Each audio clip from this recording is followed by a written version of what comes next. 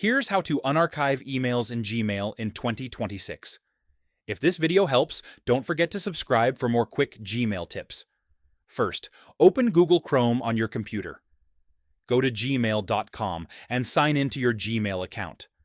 On the left side, scroll down and click More. Then select All Mail. This folder shows every email, including archived ones. Look for the email you want to unarchive. Archived emails don't have an inbox label next to them.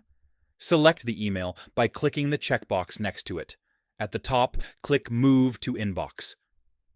The email is now restored to your inbox.